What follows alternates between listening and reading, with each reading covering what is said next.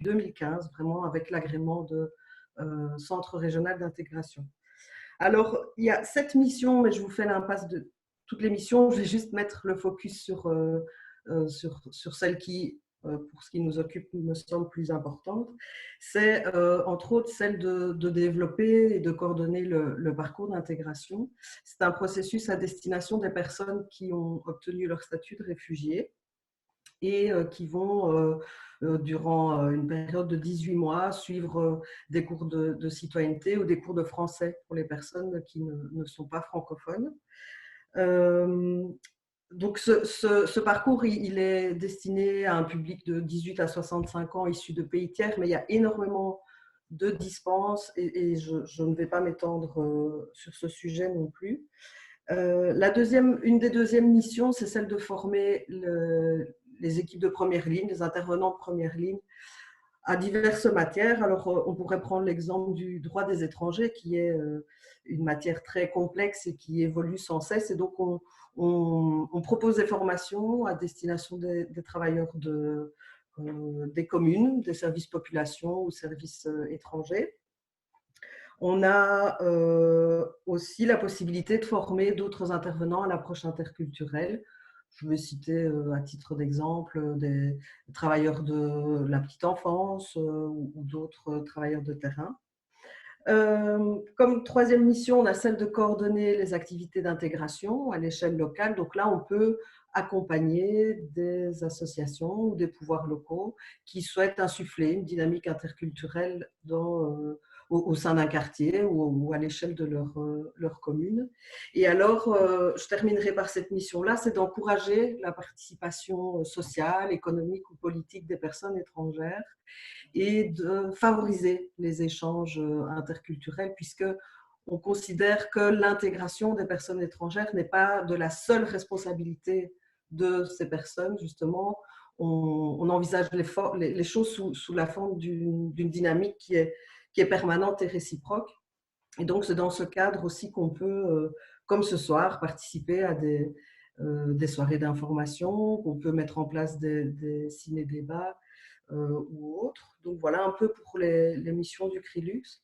Et j'aurais Alors, juste envie… oui, vous dis-moi. êtes nombreux à travailler à Libramont, au CRILUX? Alors, on est 11 dans l'équipe, on a différents départements, on va dire. Donc, on a vraiment une équipe de première ligne qui déploie des services de type service social. Et puis, on a une équipe de deuxième ligne qui, comme moi, travaille plutôt le contact avec les communes ou les associations. Voilà. Et donc, on est effectivement établi à Libramont, mais on est mobile, donc accessible sur les 44 communes de la province. Sur l'ensemble du territoire. Merci Céline Pire. En précision, Céline, toi, tu peux intervenir à n'importe quel moment de la soirée et je n'hésitais pas à te solliciter pour des informations plus précises puisque tu es une spécialiste des migrations en Belgique. Tous les aspects, notamment des chiffres de la migration, des processus légaux, des processus juridiques et législatifs. Merci Céline, à tout à l'heure. À tout à l'heure. Je me tourne vers Christelle Delbrouck. C'est pas facile de se lancer comme ça. Hein. Non, c'est pas facile, mais je trouvais qu'il y avait déjà énormément de choses dans ce que Céline disait. Et je sais pas, j'ai une petite vision de ce que pourrait être leur travail au quotidien. Je vais juste essayer de vous montrer un truc. On va essayer de voir si ça marche. Bonjour, très chers amis, très chères amies. Donc, comme vous le savez, dans la petite commune ici de Messins-sur-Viance, il va y avoir un petit centre qui va s'ouvrir. Un petit centre qui va s'ouvrir pour accueillir des gens qui n'ont pas d'endroit où restez calme, Monique, restez calme, voilà, restez calme. C'est juste une petite maison, ce n'est pas la vôtre, même si évidemment vous pouvez ouvrir votre porte. Non, vous n'êtes pas obligé, vous pouvez la laisser fermer avec 4000 cadenas si vous voulez. Oui, Michel, une question déjà.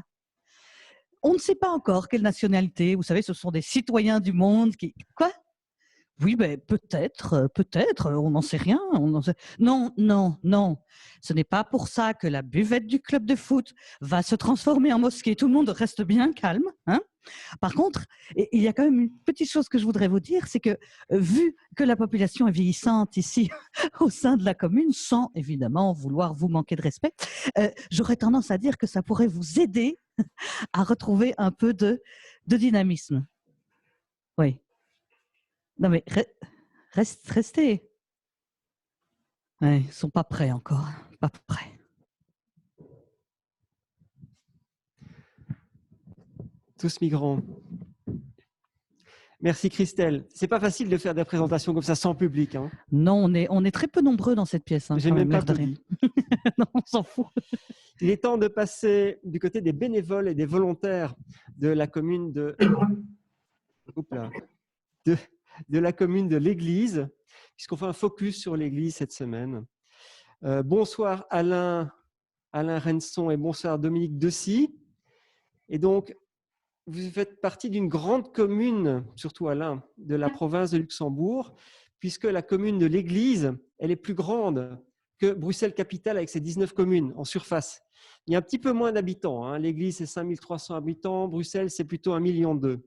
Alors, Dominique, vous habitez la commune de Neuchâteau, plus compacte que l'Église, et qui compte 23 sections ou 23 villages, et vous êtes aussi impliqué dans l'aide aux migrants. Alors, la première question, ça serait pour Alain. Est-ce que vous pourriez raconter, Alain, votre première rencontre avec des migrants? Je crois que ça s'est passé quelque part sur un parking.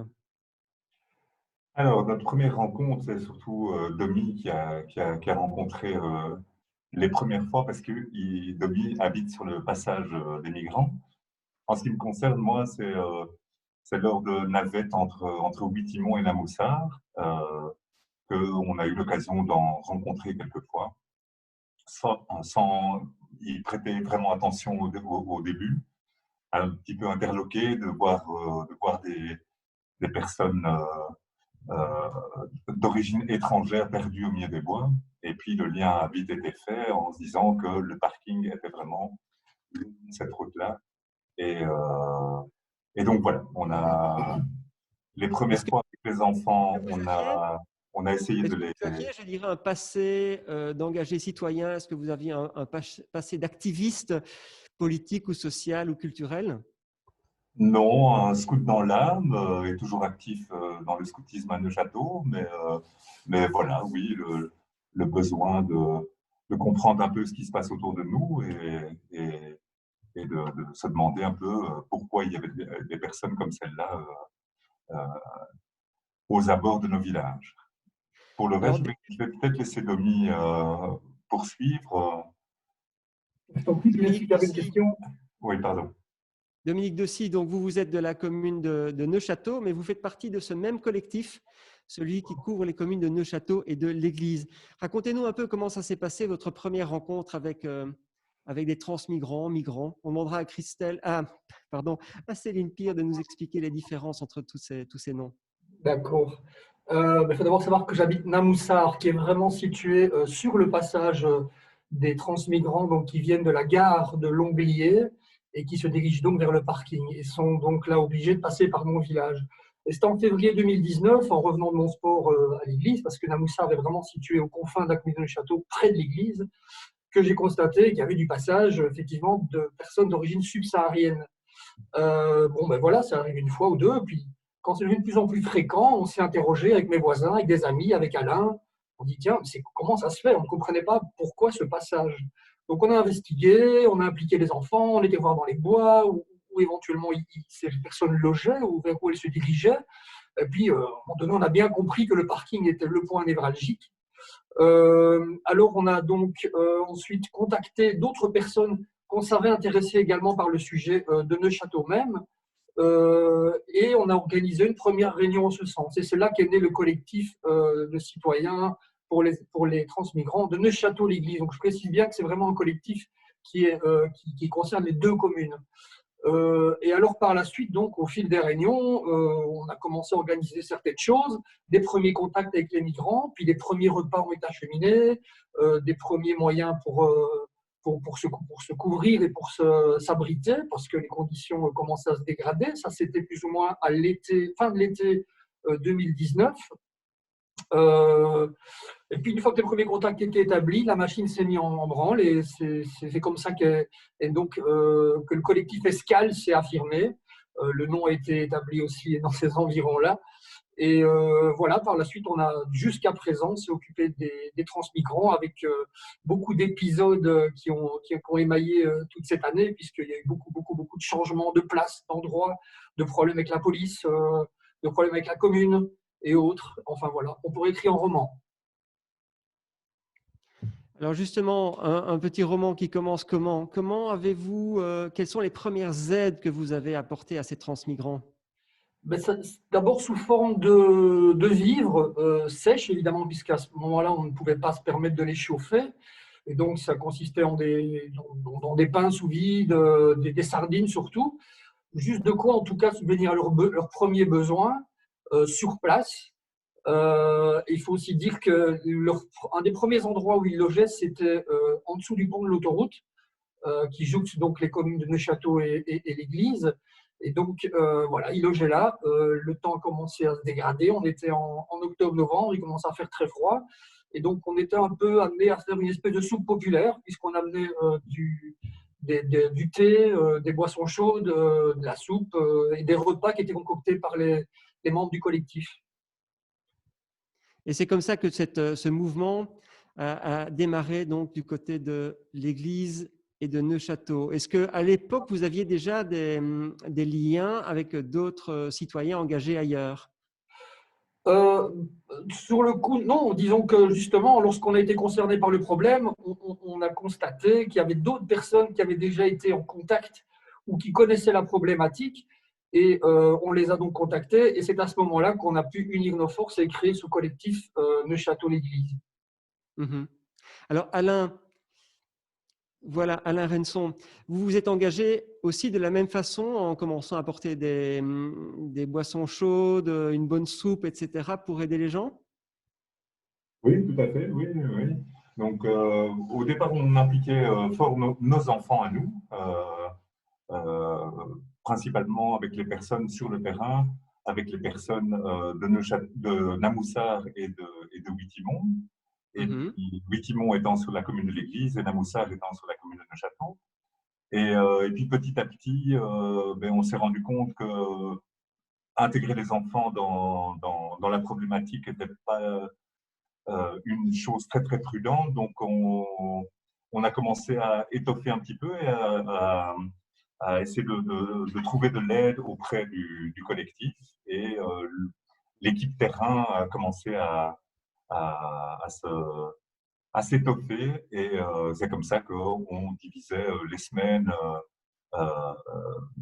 L'apport des repas se faisait une fois par une personne, une fois par une autre et voilà. Donc, Dominique Dessy, à ce moment-là, quand vous rencontrez ces gens, est-ce que vous commencez à deviner un peu d'où ils viennent, de quelle zone d'Afrique ou d'Asie C'est effectivement les premières questions qu'on leur posait pour essayer de mieux les connaître et tenter d'appréhender qui ils étaient exactement. Et il faut savoir que la majorité ne parle pas le français. C'est très rare quand ils parlent français. Certains le font, dépendant de la région d'origine, évidemment. Et je dois dire qu'au début, c'était bien plus panaché que maintenant, puisqu'on avait des gens qui venaient de toute l'Afrique subsaharienne. C'était la Guinée, la Gambie, l'Érythrée, le Soudan. Et donc, c'était un beau patchwork de l'Afrique. C'était vraiment sympa. Et c'est comme ça qu'on a commencé aussi à pouvoir vraiment converser avec eux, en s'intéressant vraiment à leur personne. Et voilà, maintenant, le contact encore actuellement est vraiment incroyable avec ces gens. Alors justement, ce contact avec les gens, est-ce que vous ne vous sentez pas par moments intrusif en leur posant beaucoup de questions ou bien ce sont des conversations qui viennent naturellement sur la table? C'est vrai que c'était un petit peu un sentiment qu'on avait au début parce qu'on ne voulait pas vraiment les embêter dans leur errance. Et finalement, je pense qu'on s'est complétés tous les deux parce qu'ils nous apportaient beaucoup en termes d'enrichissement. Mais on s'est presque, à force des choses, on est devenu presque indispensable pour eux. puisque sans nous, ils sont encore logés sous les ponts et dans le froid et sans rien à manger, si ce n'est ce qu'ils ont apporté de Bruxelles. Alors, tout doucement, les choses évoluent. Donc, vous commencez à les aider, à apporter de la nourriture, des vêtements aussi. Et puis, comment l'aide va évoluer dans le temps? Eh bien, au début, donc, il n'existait pas d'abri, si ce n'est le pont en question, les bois alentours, dans lesquels ils avaient dressé des tentes de fortune. Quand je dis de fortune, c'était au début, ça consistait en une bâche ou quelques tentes éparpillées à gauche, à droite.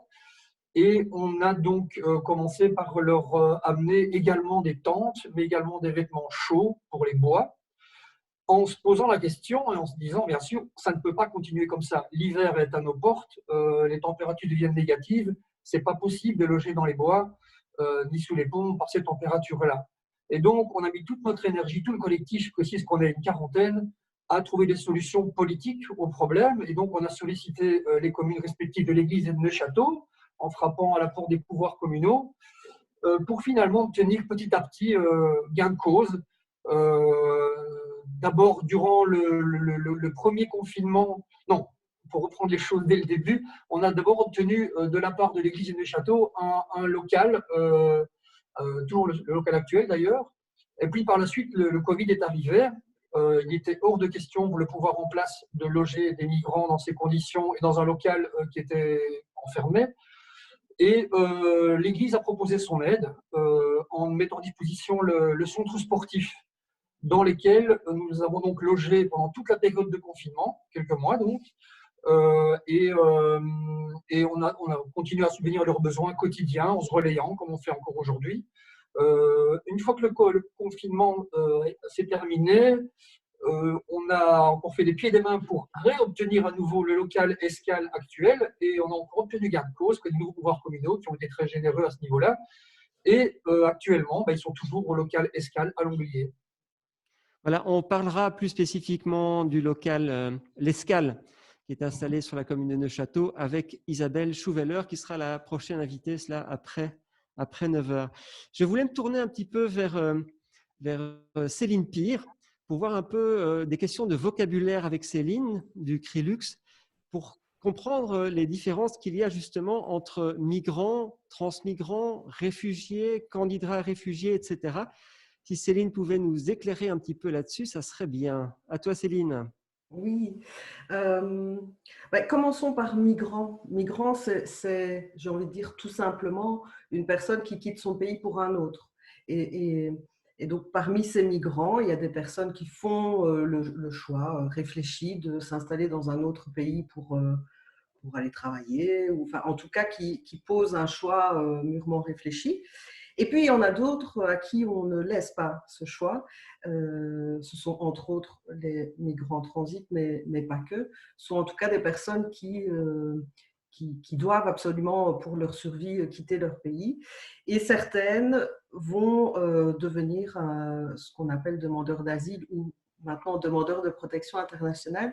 Ces personnes, elles sont dans une situation où elles ne peuvent pas réclamer de protection de la part de leur pays d'origine et elles craignent gravement pour leur survie du fait de leur religion, de leurs opinions politiques, de leur origine ethnique. Et elles réclament protection à un autre pays. Donc ça, c'est vraiment les personnes qu'on appelle demandeurs d'asile.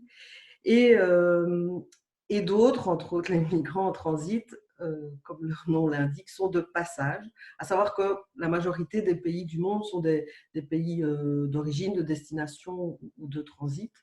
Et les migrants en transit, eux, en tout cas ceux qui sont chez nous, ont l'envie de rejoindre l'Angleterre. Alors, je ne sais pas si je m'étends sur les raisons qui les poussent à vouloir aller en Angleterre. Oui, ça serait intéressant parce qu'on sait que la plupart des migrants essayent de monter dans des camions, souvent, pour traverser la Manche à destination de l'Angleterre, pays anglophone qui fait plus ou moins encore partie à moitié aux 3/4 de la communauté européenne.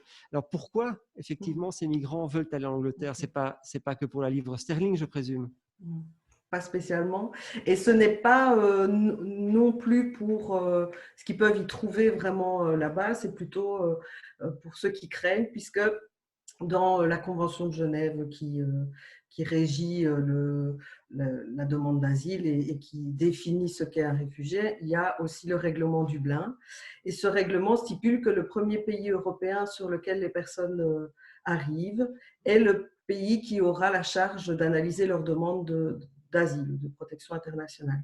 Alors, il y a un système très facile, on va dire, c'est la prise d'empreintes. Donc, les personnes qui arrivent, prenons l'exemple en Italie, vont déposer leurs empreintes qui seront dans une base de données, Eurodac, et c'est ça qui va faire foi du pays qui va se charger de l'analyse. Sauf que les conditions dans ces premiers pays d'accueil sont extrêmes, vraiment, et que les migrants n'ont pas toujours envie de s'établir sur ce pays-là. Ils ont peut-être des connaissances dans un autre pays européen, et il y a l'intérêt, en Angleterre en tout cas, c'est de maîtriser éventuellement la langue du pays.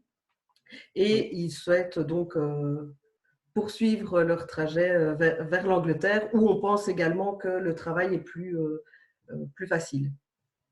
Oui, on a découvert dans les médias il y a quelques semaines qu'effectivement, beaucoup de migrants étaient employés au noir, sans être déclarés, et quelquefois même sans être payés, par des petites entreprises, ou voire des entreprises de moyenne taille installées en Angleterre.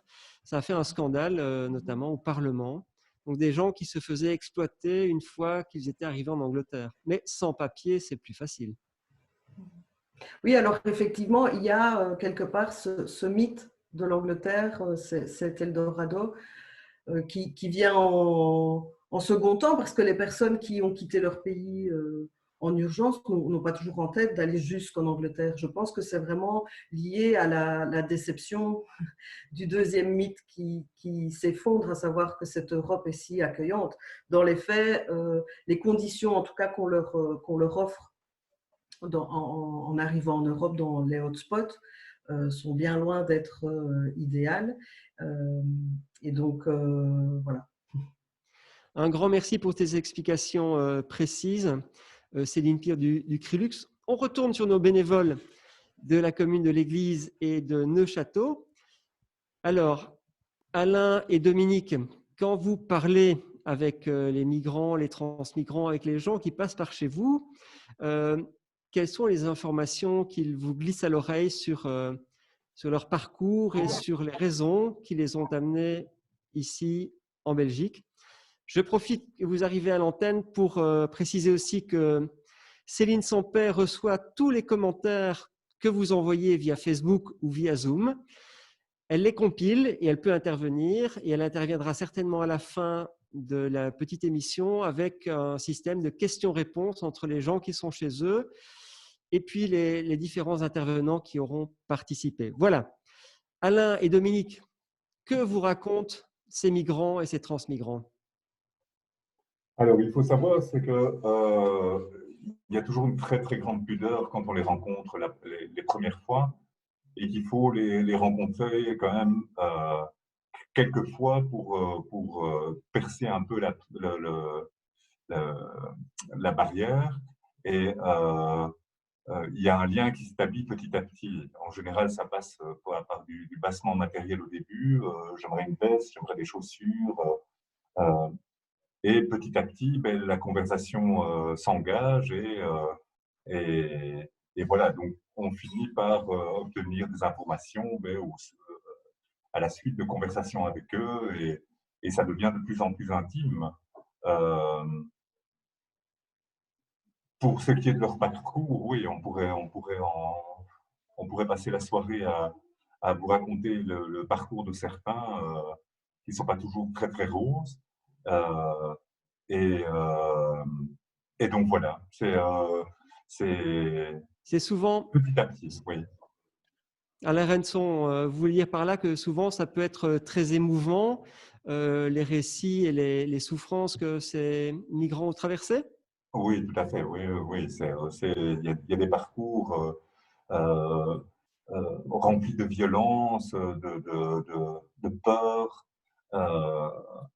Et donc voilà. Alors, Dominique Dessy, on va changer un tout petit peu de sujet, mais tout en restant sur les communes de Neufchâteau et l'Église. Vous avez parlé tout à l'heure des premières sollicitations du monde politique, le monde politique local. Comment en arrive-t-on à se dire ce problème, je ne peux pas le gérer seul, il faut que je demande l'aide, le soutien ou au moins l'autorisation d'une commune? Comme je l'ai évoqué tout à l'heure, les conditions à l'extérieur n'étaient juste pas possibles pour eux. Et qu'à un moment donné, on s'est dit, s'ils n'ont pas d'abri, pour être tout à fait honnête, il y aura des morts. On se l'est dit. Par -5, -6, lorsqu'on dort dehors, sans vraiment avoir d'autres moyens qu'une veste, parfois un sac et des couvertures, il fallait absolument trouver une solution. Et donc, on a vraiment mis toutes nos forces chez Escale pour solliciter le monde politique et les mettre devant leurs responsabilités. Et il faut savoir qu'à l'époque, la situation à Neuchâteau, comme vous le savez, n'était pas des plus faciles au niveau politique, puisqu'il y avait des transitions de pouvoir qui devaient se mettre en place, mais qui n'ont pas eu lieu suite à divers problèmes que je ne vais pas évoquer ici. Et donc, ça a augmenté la difficulté à trouver une solution. Et finalement, je pense que chez certaines personnes, le cœur a parlé avant le côté politicien. Et pour certains, d'après certains, c'était même leur côté chrétien, comme certains l'ont dit. Ils ne pouvaient pas laisser la situation comme ça s'envenimer. Et ils ont pris le taureau par les cornes et ont poussé eux-mêmes leurs collègues au niveau politique à prendre leurs responsabilités. Et finalement, ça aboutit à l'obtention d'un premier local. Du premier local dont on parlera avec Isabelle Schouweller. Alors, est-ce que pour vous, c'est vraiment important d'avoir ce soutien local de la politique? Est-ce que c'est aussi bien important au niveau matériel qu'au niveau, je dirais, psychologique? En termes de matériel, je dois dire qu'on s'est toujours débrouillé seul, sous forme de dons, notamment, ou différents commerces qui nous aident, et les dons des particuliers. Au niveau communal, c'était surtout pour obtenir un abri et du chauffage, tout simplement. Et c'est important de fait aussi au niveau psychologique, parce que ça nous permettait de ne plus agir dans un sentiment d'illégalité qui nous habitait tous un peu au début, qui était assez enivrant pour le coup, c'est pas ça, mais qui faisait en sorte que si on était interpellé par des policiers, on n'était pas tout à fait sûr d'être droit dans ses bottes. La preuve en est, c'est qu'on s'est quand même de toute façon fait, Isabelle et moi notamment, convoqués à la police. Et comment s'est passée cette audition à la police locale? Eh bien, contre toute attente, c'était assez enrichissant parce qu'une personne dont je dirais le nom nous a accueillis. Donc, on a eu une déposition tout à fait classique. Mais une personne du pouvoir policier, c'était au niveau fédéral, nous a assuré qu'il n'y aurait pas de suite à cette affaire et que justement, il cherchait à créer des ponts entre les collectifs et la police. Et donc, on était rassurés assez rapidement. Est-ce que vous vous attendiez au collectif à ce genre de réaction de la part de la police? Non, pas du tout. Mais je ne pense pas que ça émane de la police dans son entièreté, mais plutôt de certaines personnes qui se sentent concernées par le problème et qui tentent au sein du pouvoir policier de mettre des choses en place pour mieux appréhender le problème de la transmigration. Alors, Alain Renson, quand on s'investit depuis des semaines pour aider des gens en difficulté qui essayent de loger dans les bois, forcément, on en parle autour de soi, on en parle à ses amis, sa famille. Et quelles sont les réactions de l'entourage? C'est un peu de poids de mesure, dans le sens où, comme toujours, il y en a qui sont opposés. Ils sont en général opposés parce qu'ils ne comprennent pas, parce qu'ils ne connaissent pas. Et dans son ensemble, je dois dire que dans mon entourage à moi, en tout cas, et du côté de ma famille aussi, famille et belle famille, le soutien était total et complet. Donc, voilà. On se sent faire société. Et c'était la même chose pour vous, Dominique Dessy? Oui, clairement, mais ça a évidemment amené pas mal de débats avec mon entourage, non pas direct, parce que là, j'avais tout de suite le soutien, mais plutôt au niveau de connaissances à qui on parlait du problème et qui, pour certains, ne comprenaient pas ni le tenant et les aboutissants de la transmigration en général. Et donc, on a dû faire aussi un travail de vulgarisation, je dirais, du problème pour bien expliquer aux gens pourquoi ces gens étaient là et pourquoi ils passaient par ici.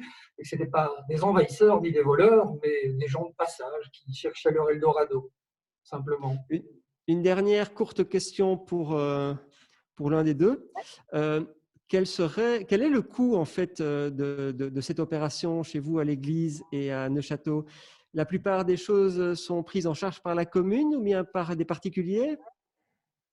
Il faut savoir qu'au niveau alimentaire, la plupart des repas sont offerts via des dons et tout ce qui est vestimentaire également. Maintenant, on doit faire face quand même à certains achats comme des ponchos, parce que ce ne sont pas des ponchos ne sont pas des vêtements très très courants. Maintenant, en termes de fonctionnement, au niveau des scales, on a la chance, et vous en discuterez probablement avec Isabelle plus tard, on a la chance d'avoir le soutien de la commune de Neufchâteau et de la commune de l'Église en termes de chauffage. Donc, pour l'instant, le bâtiment est chauffé, en suffisance en tout cas que pour pouvoir les accueillir de manière un peu digne. Et là, pour l'instant, c'est pris en charge par la commune de Neufchâteau. Merci Alain Renson et Dominique Dessy pour vos témoignages. Avant de donner la parole à Christelle Delbrouck, je voulais poser une question à Céline Pierre du Crilux. On a entendu que les citoyens interpellent le politique. Il y a quelques années, un mouvement avait été lancé qui s'appelait Commune hospitalière. Est-ce que le fait de s'être déclarée commune hospitalière a poussé des communes à intervenir plus favorablement? Je pense qu'effectivement, oui, c'est un très bel outil parce que via cette motion commune hospitalière, la commune s'engage à toute une série de choses. Après, dans les faits, cette motion n'étant pas contraignante, on constate malgré tout certaines communes qui ont tendance à oublier leurs engagements. Ça a été le cas pour une commune dans le Hainaut, ici dernièrement, où un camp a été démantelé pour la deuxième fois cette année. Un camp qui abritait une quarantaine de personnes et là, il y avait majoritairement des jeunes femmes. Donc oui, c'est un outil. Quand une commune démantèle un camp comme ça, je présume qu'ils ont trouvé des solutions pour les jeunes filles qui habitaient sous tente dans les bois. Alors visiblement, ce campement avait la chance d'être soutenu et aidé par également un collectif comme Escale.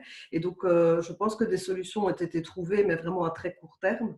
Après, dans le long terme, c'est vrai il y a une question de compétence. C'est une compétence fédérale, c'est un problème européen.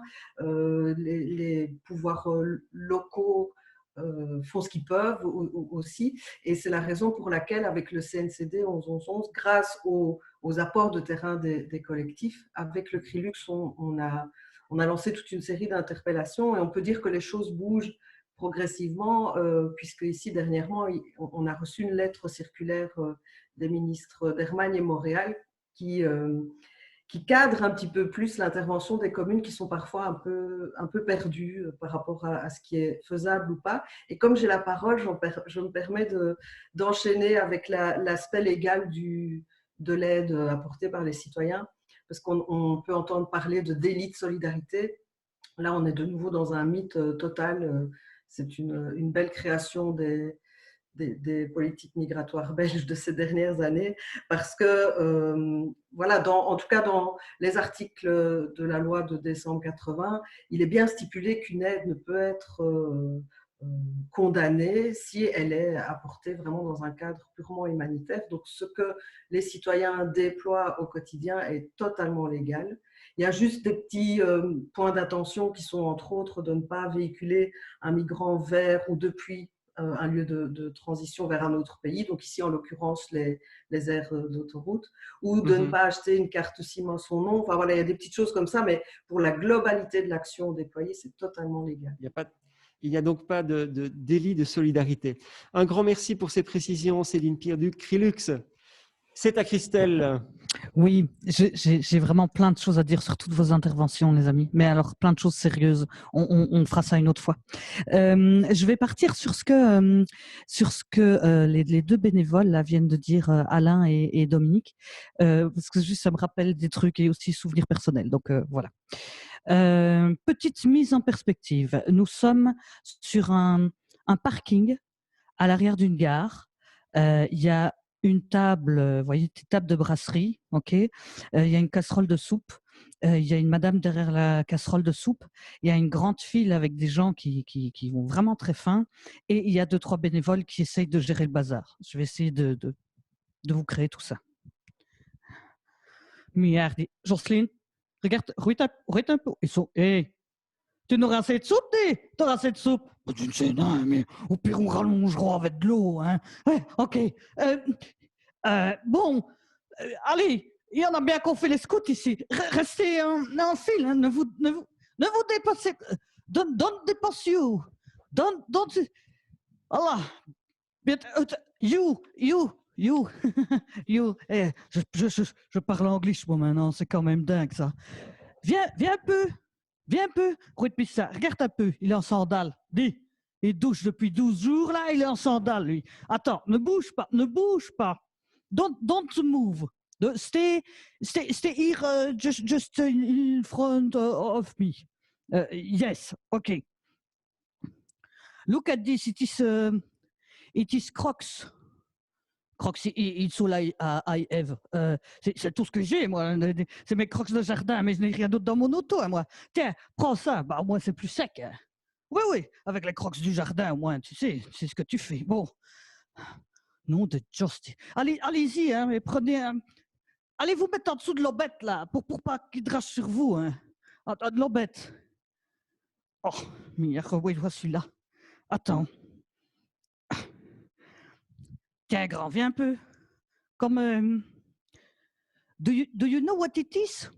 Do you know it is nuts? Do you know nuts? Is it nuts? Do you have seen already nuts? Do you have seen? Oh, this is nuts. Do you know? You know? No.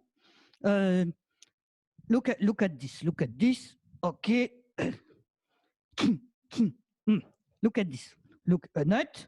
King. Do it. Do it. It's for you. Test it. Eh. Good, huh? Take 2 nuts and don't say anything to the others. What?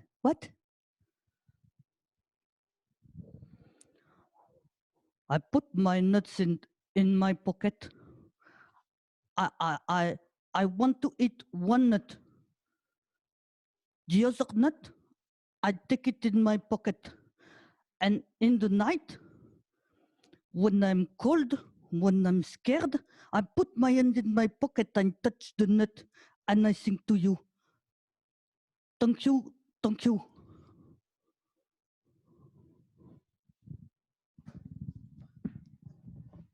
Merci Christelle, ça sent le vécu, hein? Un petit peu. On n'est pas loin du pays de Bastogne et du pays des Noix. On continue notre soirée autour des migrations, comprendre les migrations aujourd'hui, surtout en province de Luxembourg, avec les collectifs citoyens de Étal, Abbé, l'Église Neuchâteau et avec le CNCD 11-11-11. Notre nouvelle invitée, c'est Isabelle Schouweller. Bonsoir Isabelle.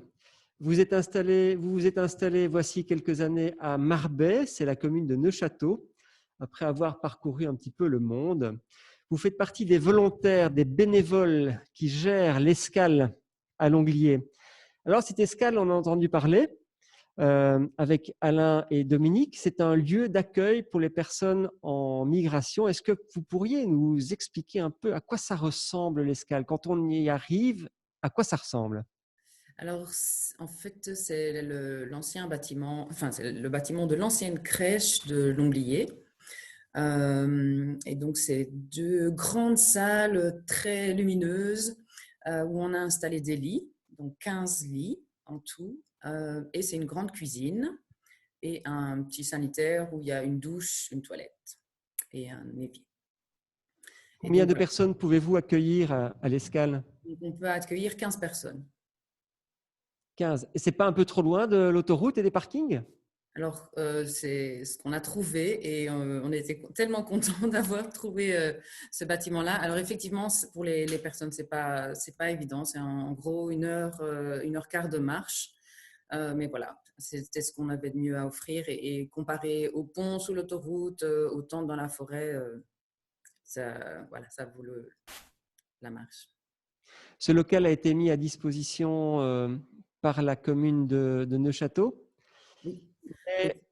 Ça, c'était pendant l'hiver 2019-2020. C'était le 7 février dernier. Donc le 7, c'était un vendredi. On a une réunion avec le collège de Neufchâteau. Et le 10, on ouvrait. Donc le week-end, sur 2 jours, tout le collectif s'est mobilisé pour trouver les lits, les matelas, la vaisselle, table, chaises, etc. Et donc en 2 jours, le local était installé. Tout était installé aux frais des bénévoles et avec des dons. Même pas spécialement de frais, c'était que on n'a rien dépensé, tout était des dons. J'ai un lit par ici, je peux retrouver deux sommiers, une personne me propose 3 matelas, etc. Et donc, comme ça, en l'espace d'un week-end, à force de faire jouer nos réseaux, on a réussi à rassembler tout le matériel pour pouvoir ouvrir 2 jours plus tard. Je vous rappelle que si vous avez des questions à poser ou des remarques, vous pouvez le faire via le chat sur Zoom ou bien sur Facebook. Et Céline Sampey se fera un plaisir de collecter toutes vos réactions. Alors, l'Escale est ouverte, vous l'avez dit, au mois de février. Et puis, on rentre au mois de mars dans la période Covid. Alors là, c'est la catastrophe alors. Oui, parce que décision, je ne sais plus, en tout cas, décision politique, on a ordre de fermer Escale. Donc ça, c'est un vendredi soir. Je pense que c'était le 12 mars. Et sur place, restent 12 personnes qui n'ont pas pris le train parce qu'ils sont partis plus tard. Ils avaient l'intention de partir plus tard. Et donc, que faire? Ils se retrouvent dehors. Et qu'est-ce qu'on trouve comme solution? Dans l'urgence, on a trouvé des familles d'accueil pour au moins une partie. Et puis, on a dû se rabattre sur des solutions dans la forêt, c'est-à-dire une tente, en attendant de trouver une solution et de pouvoir remobiliser les communes, voir qu'est-ce qu'il y avait possibilité de faire. Et c'est là que, effectivement, le centre sportif de l'église, comme il était fermé, la commune de l'église nous a autorisé à loger 12 personnes pendant tout le temps du confinement sur place. Voilà, c'était un autre défi que celui de déplacer tout depuis Neufchâteau jusqu'à l'église. Oui, alors là, en l'occurrence, on a fait un déménagement léger. On a déplacé les matelas et des vêtements, une table, etc., de quoi installer. Et ça, pareil, en 24 heures, c'était fait. On a organisé le transfert des migrants. Donc, ils sont partis à pied de Lomblier et en petits groupes pour respecter la distanciation et les bulles de l'époque. Et puis, on les a accompagnés jusque l'église, où ils sont restés tout le temps du confinement. Et donc là, c'était les ravitailler tout en faisant en sorte qu'ils n'attrapent pas le Covid. Donc, on devenait, puisque eux étaient confinés dans le hall sportif, nous, on devait veiller à ce que surtout aucun d'eux n'attrape le Covid. Et donc, ça a été un protocole phénoménal pour assurer le ravitaillement sans prendre le risque de les contaminer. Donc, tous les produits étaient achetés et mis en quarantaine pendant 48 heures. Ils étaient stockés dans un bâtiment et on allait les chercher alors avec les gants, le masque, le gel hydroalcoolique, etc., pour être sûr que les produits qui arrivent à l'intérieur du hall sportif soient exempts de du virus. C'est une usine à gaz, comme on dit, que vous avez dû installer là. Et est-ce que vous avez dû en souffrir, notamment? Est-ce qu'il y a eu des malades? Non, Tout s'est bien passé, donc. c'est bien passé. Et l'escale a repris son fonctionnement habituel à la fin du confinement? Alors, pas directement après. Donc, on s'est retrouvé de nouveau dans une phase de transition où les personnes étaient dans la forêt, dans des tentes. On a continué le ravitaillement. Et chaque fois, le ravitaillement, c'est aller chercher une caisse de denrées et la déposer. Alors, pendant le confinement au hall sportif, et après, entre le moment où on quitte le hall sportif et le moment où on retrouve Escale, c'était sous les ponts, et donc les gens venaient se servir là. Et on leur fournissait à manger. Voilà. Alors, Isabelle Schouweller, gérer un lieu, puis un second, et puis à nouveau retourner au lieu d'accueil de l'Escale, avec des gens qui viennent de différents pays, de différentes nationalités, différentes langues. Quels sont les problèmes que vous avez rencontrés? Alors, on a eu quelques moments de tension comme ça, où effectivement, parce que les places sont rares dans les camions, il y a trop de monde. Il y a du monde, plus de monde sur le parking que de places dans les camions. Il y a des tensions qui se créent entre les personnes parce que, qui va rentrer en premier, qui va avoir accès à une place dans un camion, alors qu'ils sont plus nombreux que le nombre de places. C'est des gens qui ont des cultures, des religions, des origines différentes, des langues différentes. Donc, c'est des personnes qui souvent ne se comprennent même pas entre elles. Et qui sont mises dans des situations impossibles comme ça, où voilà, donc les tensions sont juste inévitables. La règle, c'est que ce qui se passe sur le parking reste sur le parking. Et à Escale, on ne tolère pas la violence. Et donc, on a eu quelques situations comme ça où effectivement, les conflits et les tensions du parking sont arrivés jusqu'à Escale parce que, oui, forcément, c'est le genre de choses qui peuvent arriver. Alors là, le message est très clair. Ils ont pour mission, et c'est quasi la seule chose qu'on leur demande, de trouver soit un arrangement. Donc, pendant tout un temps, il y avait un arrangement, les Soudanais une semaine et les Sud-Soudanais une autre semaine, donc parce qu'il y a des tensions très fortes entre ces deux communautés. Oui, il faut savoir que ce sont deux pays qui sont quand même plus ou moins en guerre. Hein. Oui. Et donc, le conflit se transporte jusque chez nous. Et donc, ils avaient trouvé ce compromis-là. Après le confinement, la dynamique avait changé, c'était plus les mêmes personnes. Donc, on s'est retrouvés de nouveau dans une situation où il y a eu des tensions entre les migrants, jusqu'à avoir un début de bagarre dans l'enceinte d'Escale. Et là, on a dit, on ferme. Donc, on a mis tout le monde dehors avec le même message. Voilà, ici, on a de la place pour 15 personnes. On ne peut pas faire plus. C'est nos limites, mais à eux de trouver des solutions pour que ça fonctionne.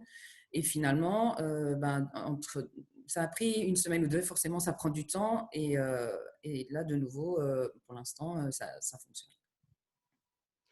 Voilà, merci pour ce témoignage. Il ne faut pas se voiler la face. Il y a des problèmes à gérer et ce n'est pas simple entre différentes communautés. Voilà, c'est des situations excessivement complexes qui rendent les tensions inévitables. Et c'est même assez impressionnant de voir à quel point ils arrivent à gérer la situation malgré toute la complexité de la situation. Et vous, en tant que bénévole, quand vous vous trouvez face à une bagarre générale, qu'est-ce qui se passe? Alors, le désespoir? Pardon? C'est le désespoir? Pas du tout. C'est juste, moi, je comprends tout à fait ce genre de situation. C'est juste rappeler les règles et dire, voilà, on est tout à fait conscient de votre situation. On n'a aucune influence dessus et on ne veut pas en avoir parce que il y a tous des aspects qu'on ne maîtrise pas du tout. On ne sait pas comment ça fonctionne sur les parkings exactement, qui dirige quoi, qui gère quoi, enfin voilà, comment est-ce que ça fonctionne. Je pense que c'est excessivement complexe. Mais nous, ici, à Escales, il est hors de question qu'il y ait des bagarres. Si ça ne fonctionne pas, on ferme et voilà. C'est vraiment… on ne peut pas se laisser embarquer ou dépasser par ce genre de situation, sinon ça devient ingérable. Merci Isabelle Chouveller. Je reviens vers vous dans quelques minutes. Mais avant cela, un petit crochet par Céline Pire au Crilux. On l'a vu qu'il peut y avoir des bagarres, il peut y avoir des tensions. Il y a des difficultés entre les migrants qui viennent de pays quelquefois qui sont en guerre les uns contre les autres. Alors, au Crilux, vous avez une vision un peu plus globale. Et si on parlait un petit peu des passeurs, des gens qui aident les autres contre monnaie à traverser un pays, une frontière, voire un bras de mer? Alors, j'avoue tout de suite ne pas être une grande spécialiste de ce phénomène. Je vais juste vous donner 2-3 infos qui, selon moi, peuvent expliquer la présence des passeurs, et je vais associer ça à la politique migratoire européenne, en fait.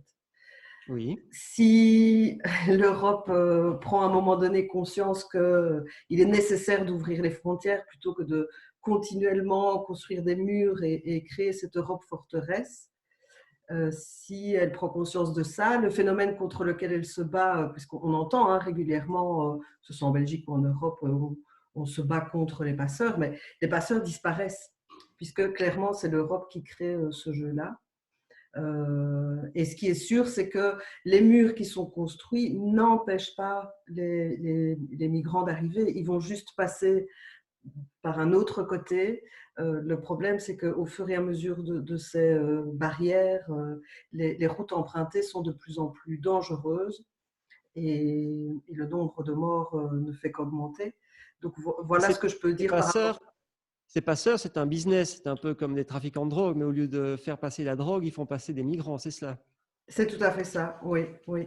Et donc, on pourrait aussi éventuellement parler des passeurs passés. Ce qui intéresse les autorités, c'est pas le gars qui va fermer la porte, fermer la porte du camion une fois. Il va le faire parce qu'il se dit que la prochaine fois, c'est lui qui sera dans le camion. Enfin, il fait partie de ce processus-là et de cette solidarité entre eux. Mais il y a effectivement une criminalité bien plus organisée à plus grande échelle. Merci Céline pour toutes ces explications. On retourne près d'Isabelle Chouveller, puisque elle, sur le terrain, elle rencontre des migrants toutes les semaines, presque tous les jours. Et alors, Isabelle Chouveller, quand vous parlez avec eux, avec ces migrants, quand vous parlez de difficultés de transit depuis certains pays africains, on parlait du Soudan jusqu'en Europe, en traversant le Soudan, la Libye, la Méditerranée, arriver en Grèce ou bien en Italie, remonter en Europe, arriver en Belgique. Font-ils ça tout seuls à pied avec une carte Michelin ou bien il y a des passeurs derrière? Ça dépend un peu des endroits, ça dépend. Je pense qu'ils ont dû avoir fait appel à des passeurs quelque part. Ou, voilà, ça, je ne maîtrise pas. Je sais qu'effectivement, il y a des gens qui font passer les migrants, moyennant finance. Maintenant, exactement qui, à quel endroit, donc comment ça se passe, ça reste très, très flou. D'accord, merci. Et ce ne sont pas des points dont les migrants aiment parler ou veulent parler? C'est assez délicat et on ne sait pas s'il n'y a pas des gens sur le parking ici qui avec des arrangements. C'est effectivement cette histoire de je vais fermer la porte du camion, du coup en échange voilà, il y a tel ou tel service. Ça reste très très très opaque comme ça, et on n'est pas forcément au courant des détails et de comment ça fonctionne exactement. Comment ça se passe sur un parking autoroutier? Donc, il y a des camions qui passent la nuit. C'est ça. Avec un conteneur derrière, et il y en a un qui va ouvrir la porte du conteneur. Alors, 2 ou 3 personnes rentrent dedans et on le referme. Ils montent dans les camions qui sont bâchés. Les conteneurs en dur, c'est trop compliqué pour rentrer. Donc, c'est des bâches, c'est les camions bâchés. Et donc, soit elles sont défaites, Et alors, pendant qu'il y en a un qui défait, les autres rentrent. Et le but du jeu, c'est de se cacher à l'intérieur le mieux possible. Alors, il y a des tas de combines pour échapper aux caméras thermiques ou aux chiens. Donc, je sais qu'on nous a demandé des huiles essentielles qui ont un certain parfum qui repousse les gens. Enfin, il y a des tas de petites choses comme ça qu'ils utilisent pour, une fois qu'ils sont rentrés dans le camion et qu'ils sont arrivés jusqu'aux endroits à la douane, pour pouvoir passer effectivement sans être repérés et traverser la Et Manche. l'objectif final, c'est toujours l'Angleterre, souvent. Toujours l'Angleterre, oui. Ouais. Est-ce que vous avez déjà rencontré des gens qui sont revenus d'Angleterre? Non. Alors, on a des nouvelles parce qu'on est en contact avec certains qui ont réussi à passer. Et on a des nouvelles. Alors, la plupart sont encore pris en charge dans des foyers jusqu'à maintenant. Et certains ont des contacts avec des proches ou quoi qu'ils ont retrouvé. Et du coup, ils sont recueillis plutôt chez des particuliers. Merci Isabelle Chouveller. On va revenir ici à Bellaneuve avec Christelle Delbrouck. Restez avec nous, hein, Isabelle, puisque à la fin, après l'intervention de Jacinthe Mazzoccati, on va procéder à une question-réponse. Et lors de cette question-réponse, vous pourrez peut-être intervenir ou répondre à des questions qui vous seront directement posées. Je vous rappelle que vous pouvez poser vos questions ou bien simplement émettre votre opinion sur les chats, celui de Facebook et celui de Zoom. À toi, Christelle. Bien. Je voulais juste préciser une chose, parce que c'est vrai qu'on n'en a pas encore vraiment parlé, mais moi j'ai l'impression, en tout cas par rapport à ceux que j'ai rencontrés, des migrants, c'est qu'ils sont majoritairement extrêmement jeunes. Ce sont des gamins en fait. Ils sont vraiment extrêmement jeunes, donc il y en a vraiment plein il y en a plein qui sont mineurs. Moi j'en ai vu beaucoup, et c'est pas foncièrement tous des garçons. Il y a aussi beaucoup de filles, voire même de très très jeunes filles, et donc vous pouvez plus ou moins imaginer ce qu'ils ont déjà pu vivre sur leur trajet. Bref, voilà, je voulais juste dire ça. Oui, bon voilà, on va faire. Dis, Norbert, t'as vu les autres là? Ben, dis, ils y sont tout le temps, hein? Ils passent sous le pont, parfois ils dorment sous le pont. Non mais dis, écoute, quoi? Le pont de Longlier, à un moment donné, on aime encore bien y aller. Tu crois que tu oserais encore aller te promener là-bas? Attendez. Il y a des gens là, on ne sait même pas ce que c'est, ils dorment là, ils parlent même pas comme chez nous, on ne comprend rien à ce qu'ils disent, et c'est bon, hein? Et attention, parce que moi j'ai appris qu'il y a les voisins qui sont en train d'essayer de leur ramener de l'eau, genre. De l'eau. Eh ben, t'as qu'à ouvrir la bouche quand il pleut la nuit, hein, grand. Attends, c'est vrai. Ouais. Remets-moi une bière. Ouais. Et attends, c'est pas tout ça, hein? C'est pas fini? Non. Attendez, si jamais t'enfiles, hein, que t'en accueilles un, ils vont être combien ici? Ah oui, 2, et puis après combien? 120? Hein, et le reste? Attends, ils sont des milliers ici, hein, des milliers! Ouais. C'est sûr, les chiffres officiels ont dit 500-600. Ouais. Mon œil en parachute, hein, vieux. Non. Ils sont des milliers. Et dès que tu ouvres une porte, eh ben ça y est, hein, tu ouvres la porte, ils rentrent par la fenêtre, par le garage. Hein. Je ne sais pas, mais moi, je préfère regarder un peu mes enfants tranquille, tu vois. Parce que c'est les jeunes filles qui vont en pâtir. Hein. Ça, c'est sûr. Tu vas voir qu'elles vont se faire brûler dans un champ. Là. C'est des sorciers, hein, ces gens-là. Même fou. On sait bien pourquoi ils viennent ici. Hein. Ouais, ils disent qu'ils veulent aller en Angleterre, mais c'est pour avoir les allocations. D'ailleurs, je ne sais pas ce qu'ils foutent sous le pont, parce que l'autre jour, il y en a un autre qui me dit que tu sais combien il gagne par jour en restant ici, sans rien faire. Hein. C'est combien par jour? Ah, oui. Eh ben, devine, dis un chiffre. 45 € par jour, mon vieux. Ouais, et si tu as des enfants, c'est 12 € par enfant en plus. Ouais. Et puis après, ils viennent encore mendier de la flotte et de la soupe sous le pont. Et avec tout ce qu'ils ont, ils gagnent plus que moi, tu sais. Ils gagnent plus que moi.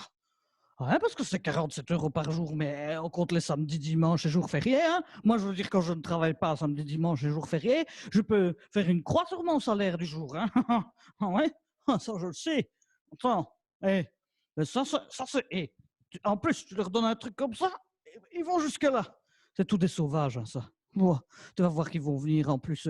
Regarde, ils sont tous là avec leur téléphone, là. Ouais, leur téléphone. Et je ne sais pas si tu as remarqué, mais il y a l'autre jour, on a cambriolé, hein, chez Germaine. Ouais, on a cambriolé. Ils ont vu passer une voiture juste devant la porte. C'est sûr que c'était eux, hein. Quoi? Ouais, c'est vrai qu'ils se déplacent majoritairement à pied. S'ils avaient une voiture, peut-être qu'ils l'utiliseraient pour aller où ce qu'ils veulent. Ok, d'accord, ou ils dormiraient dedans. Mais moi, je suis sûr que c'est de leur faute, hein. Attends, recrudescence, évidemment, recrudescence. C'est ça qu'il leur faudrait. Prendre un bon bidon d'essence et leur mettre dessus, je me dis qu'ils resteraient plus sous le pont, tu sais. Pourquoi est-ce que tu t'en vas? Merde, je peux être sûr que c'est quoi un con qui ramasse des légumes pour aller leur donner. M'énerve-moi ça.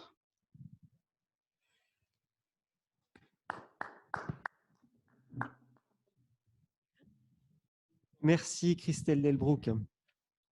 La dernière intervenante de cette soirée, c'est Jacinthe Mazzochetti. Jacinthe qui, je pense, est confortablement installée chez elle. J'espère qu'on va pouvoir la voir sur l'écran. Bonsoir Jacinthe. Jacinthe, vous êtes notamment auteure avec un E, s'il vous plaît.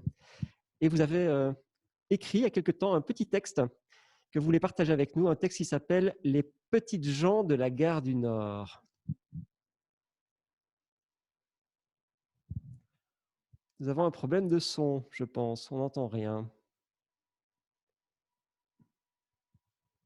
Ouais. Voilà, encore un essai. Je pense que c'est bon. Voilà, le son passe. C'est Oui. à vous, Jacinthe. Merci, bonsoir à toutes, bonsoir à tous. Ce que je vais vous lire, c'est un extrait d'un texte qui s'appelle « Les petites gens de la gare du Nord ».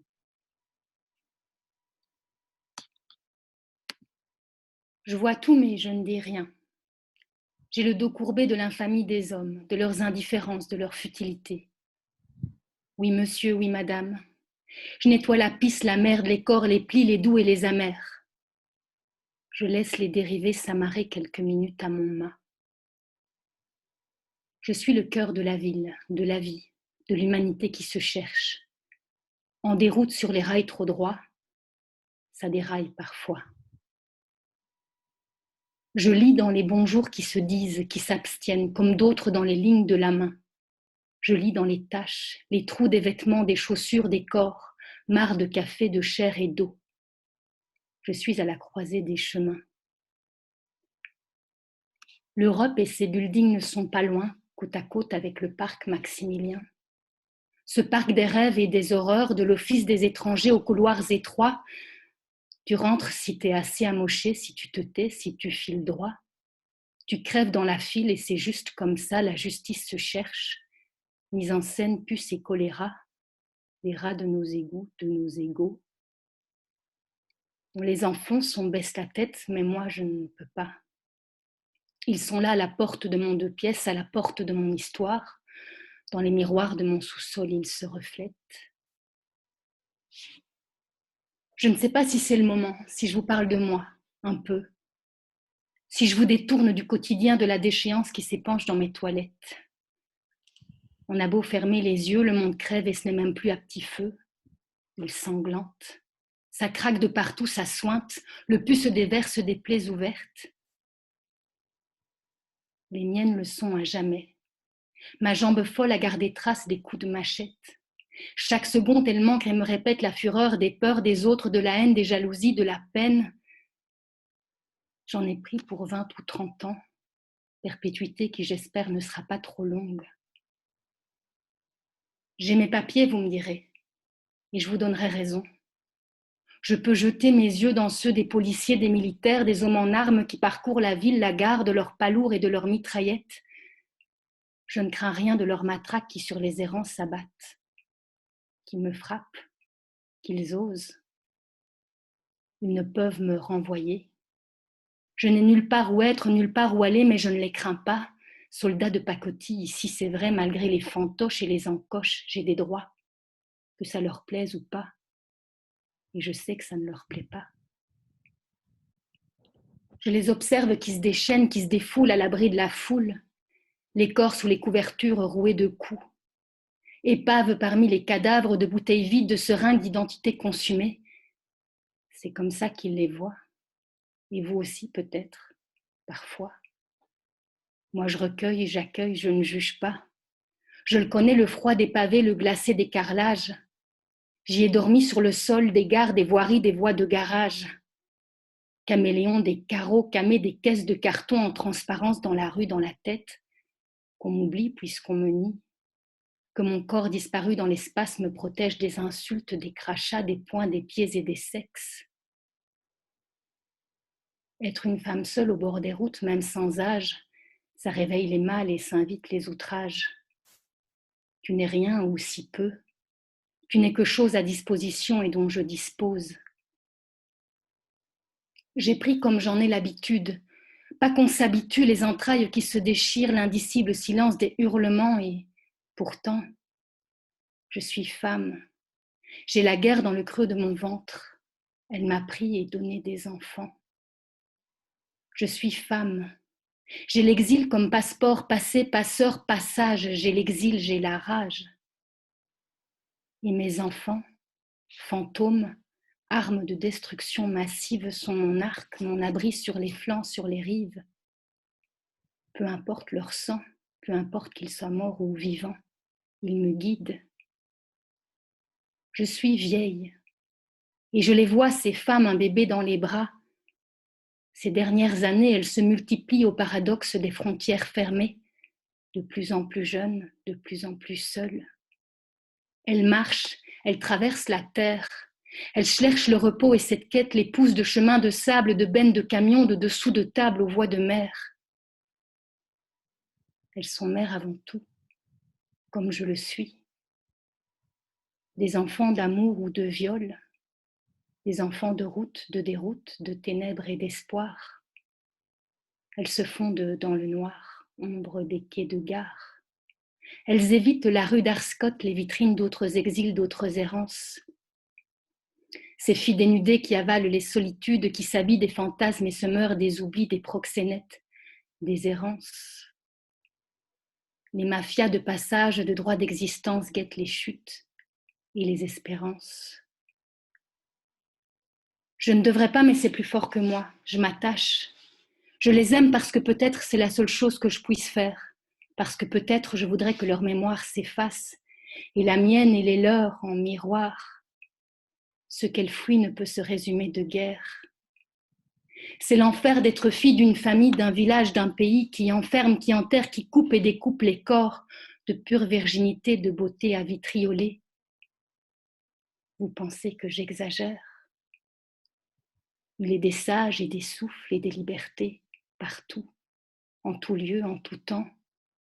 Mais les peurs et les pertes et l'argent. Je me souviens des miens de rêves qui me tiennent éveillée debout quand tout et tout le monde crève. Je les enfile comme une carapace. Pour affronter au sens propre et au sens figuré, je suis tenace, l'immonde qui ruisselle. Je suis passée par toutes les étapes. Centre d'asile de fous et de folie. Ta tête droite quand tu arrives. Ta tête qui s'éclate sur les murs de la tente, les murs de ces protections qui s'échappent. Appelle. Tu cours, tu cries, tu espères, mais ta requête se perd. Et tu appelles encore. Et tu tues le temps qui ne passe pas et les nuits noires d'horreur et les nuits blanches sans sommeil.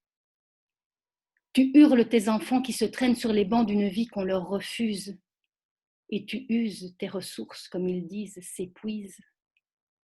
Tu vas de centre en centre, d'assistante sociale en avocat qui t'invite à ne pas baisser les bras.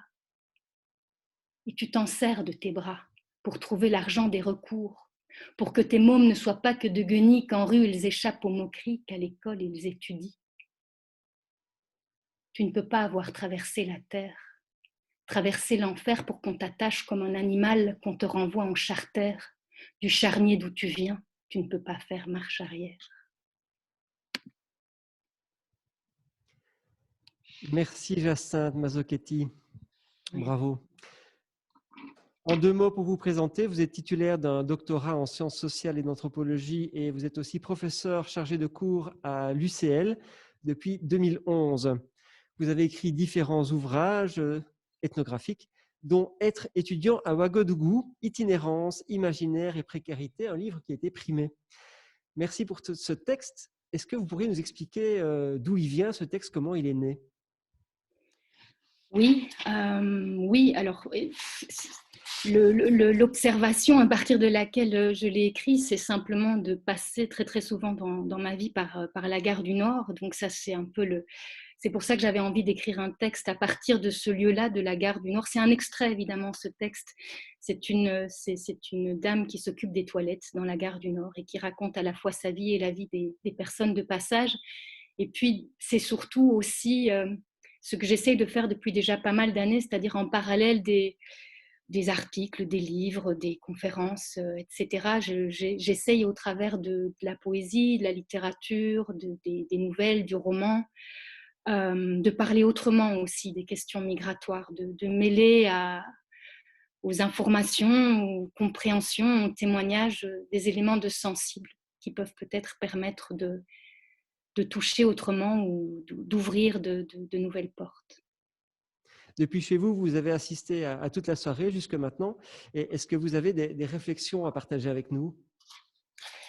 Oui, déjà, merci beaucoup. C'était vraiment très, très, très, très riche, très intéressant. Je trouve quelque chose qui m'a marqué parmi d'autres. C'est dans la première intervention de Dominique et d'Alain, à un moment donné, je ne sais plus lequel des deux, dit finalement, je me suis dit qu'il fallait que je m'intéresse à comprendre ce qui se passe là, ce qui se passe chez nous. Et cette idée de comprendre et du pourquoi, quelque chose, je trouve, d'important. Et c'est peut-être quelque chose qui n'a pas encore vraiment été tout à fait dit ce soir. C'est pourquoi finalement ces personnes sont là et pourquoi des citoyens, des citoyennes s'engagent pour les recueillir. Oui, c'est ça, s'engagent pour les recueillir. Et je pense qu'il est indispensable de rappeler que c'est interrelié au fait que les migrations légalisées sont extrêmement réduites. Donc la possibilité de migrer de façon légale est très très difficile pour la majorité des personnes sur l'ensemble de la planète, en particulier pour les personnes en provenance du continent africain. C'est vraiment le lieu à partir duquel il est le plus difficile d'arriver jusque chez nous par des voies légalisées. Il est important de rappeler aussi que même les personnes en demande de protection internationale et qui pourraient éventuellement l'obtenir, comme Céline l'a rappelé tout à l'heure, ont très très peu de possibilités d'arriver chez nous par des voies légalisées. Et donc on a tout un parcours déjà d'illégalisation qui se met en place, de clandestinité qui se met en place. Ça, c'est la première chose que je voulais dire. Et la deuxième chose, c'est que la question des statuts que l'on peut obtenir si l'on arrive jusque chez nous est elle également extrêmement étroite, extrêmement restrictive et qu'elle tient très peu compte à la fois des histoires des personnes. Les personnes ne sont pas prises, considérées comme des sujets et ces personnes qui ne sont pas considérées comme des sujets, eh bien, de leur vie sont évincées la question des projets, c'est-à-dire que veulent-ils, que veulent-elles vraiment? Et toutes ces questions-là ne trouvent pas place en fait dans nos manières d'appréhender les migrations et dans les politiques qui sont mises en place. Ce qui fait qu'elles se retrouvent là aussi coincées à nos frontières, coincées dans des parkings, à la rue, et que des citoyens heureusement se mobilisent par rapport à cette situation, mais qui est avant tout une situation politique. Alors Jacinthe, lors de notre première émission, c'était en octobre dernier, et là, il y avait un peu de monde dans la salle, on pouvait encore. Un bénévole, Daniel Zondak, disait « Pourquoi je les ai aidés ? Parce qu'ils étaient là et qu'ils avaient besoin d'aide. Je n'ai pas été chercher plus loin. » Qu'est-ce que vous pensez de ce genre de réaction ? Oui, il y a quelque chose d'une impulsion, de l'empathie, et heureusement, parce que ça fonctionne pas chez tout le monde, d'autant que à la fois les discours politiques, médiatiques, mais aussi les politiques qui sont mises en œuvre ne nous guident pas dans cette direction-là.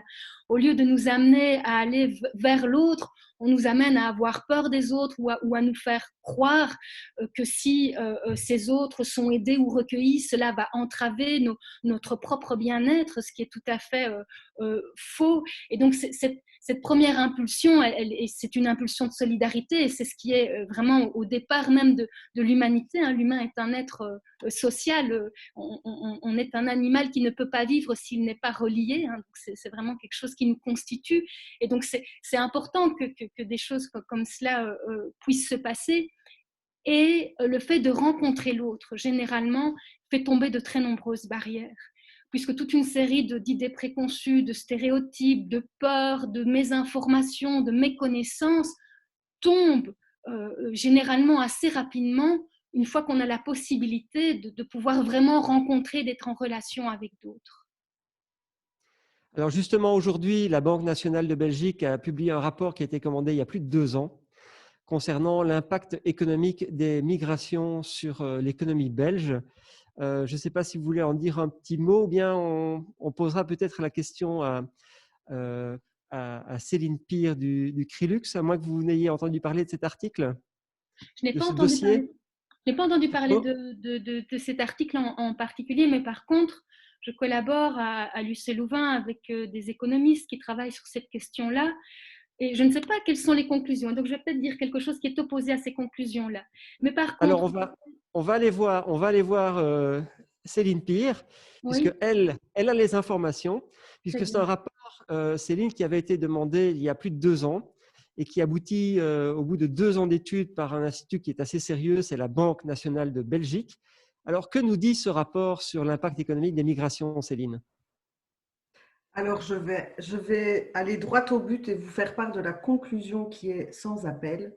C'est que l'immigration a une conséquence positive sur l'économie du pays. Donc, très clairement, augmente de 3,5%, je pense, le PIB. Donc, ce sont des conclusions qui sont très positives. Et c'est vrai que j'ai vraiment envie de donner suite à l'intervention de Christelle tout à l'heure où il a été question de toute une série de discours haineux et stigmatisants. J'ai fait un festival de stéréotypes. Oui. Pardon. Mais merci. Voilà, comme ça permet de rebondir. Et c'est vrai qu'on entend souvent cette question du coût des migrations pour l'État et nous et nos pauvres. Ce sont des questions qui sont relativement légitimes et auxquelles on doit répondre. Et pour ce faire, moi j'avais juste envie de prendre l'exemple qu'on peut retrouver dans un chouette bouquin qui s'appelle « Pourquoi l'immigration ? 21 questions que se posent les Belges au sujet de l'immigration internationale et contemporaine ». Et dans ce bouquin, on prend l'exemple de la dotation qui est donnée à FEDASIL. Donc FEDASIL, c'est l'agence fédérale pour l'accueil des demandeurs d'asile.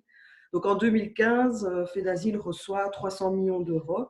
Alors comme ça, dans l'absolu, ça peut sembler énorme. Mais l'intérêt, c'est de nuancer ce montant. 300 millions d'euros, ça représente, je pense, 0,14% de l'ensemble des dépenses qui sont effectuées par les administrations publiques belges. Donc ça, c'est déjà une donnée. La deuxième, c'est que cet argent, il est quasiment directement réinjecté dans l'économie belge, puisque, grosso modo, il est utilisé pour financer les salaires du personnel encadrant qui travaillent dans ces structures d'accueil. Et alors, troisième petite nuance, et pas des moindres, c'est que les autorités belges ont trouvé un petit subterfuge pour comptabiliser ce montant dans le budget qui est logiquement alloué au développement, à la coopération au développement. Donc, c'est un montage financier qui est très intéressant puisque le bénéficiaire principal de cette enveloppe, c'est la Belgique elle-même. Donc ça, voilà, quand on creuse un peu toutes ces données, on se rend compte que… Donc Céline, vous voulez dire que la coopération belge paye en fait des employés qui travaillent en Belgique à l'accueil de migrants, enfin plutôt de demandeurs d'asile. C'est ça. Ok, voilà. On prend note. Merci pour ces explications. Et Céline aussi, juste une question, dites-moi si je me trompe, mais est-ce que une nuit, par exemple, ou en tout cas une personne dans un centre fermé coûte 2 à 3 fois plus cher qu'une personne dans un centre ouvert qui va se retrouver réinsérée dans une société à laquelle il va participer, on est bien d'accord? Alors, par rapport à ça, là, je vais laisser Jacinthe prendre la parole parce qu'à ce sujet, voilà, elle sera plus Tu constructive connais que mieux. moi. Voilà, Jacinthe, vous avez entendu la question? Mais d'abord, j'allais aller dans la même direction que Céline, et donc c'est bien, ce rapport confirme en fait, parce que j'allais dire qu'il y a eu maintenant vraiment mais c'est même pas des centaines, c'est des milliers d'études d'économistes de tous bords qui arrivent chaque fois à cette même conclusion. Donc j'allais dire, voilà, je ne connais pas les résultats de ce rapport en particulier, mais ça aurait été étonnant que finalement les conclusions aillent dans une direction qui serait opposée à celle que l'on connaît maintenant largement, de dire que les migrations à long terme finissent toujours par rapporter d'un point de vue économique, non seulement d'un point de vue économique, mais également d'un point de vue humain, puisque c'est toute la question de l'interculturalité d'une société. Et par ailleurs, je voulais effectivement le mettre en tension avec ce que coûtent en fait les politiques restrictives à l'égard des migrants. Et donc les politiques restrictives à l'égard des migrants coûtent beaucoup plus cher que les politiques d'accueil. Donc ça, c'est vraiment important de le mettre en exergue. Et donc il y a à la fois ce qui se joue évidemment dans la question de l'enfermement, la question du retour forcé. Et effectivement, on est dans des chiffres. Et donc j'ai ici avec moi les chiffres qui ont été produits par le CIRE pour 2018 et qui annonce que le coût global de la politique de retour forcé menée par les autorités belges s'élève à 88 millions pour 2018. Donc c'est quand même quelque chose, c'est énorme. Refouler une personne, c'est plus ou moins 14 000 euros. Donc renvoyer quelqu'un chez lui, donc c'est quelque chose d'assez fou. Et quand je dis cela, je ne parle même pas de l'argent qui est alloué à l'agence Frontex, qui est l'agence garde-frontières, évidemment, de l'Europe. Donc il y a à la fois des moyens permanents qui se chiffrent aussi en centaines de millions, mais il y a aussi des moyens ponctuels qui sont donnés par chacun des États.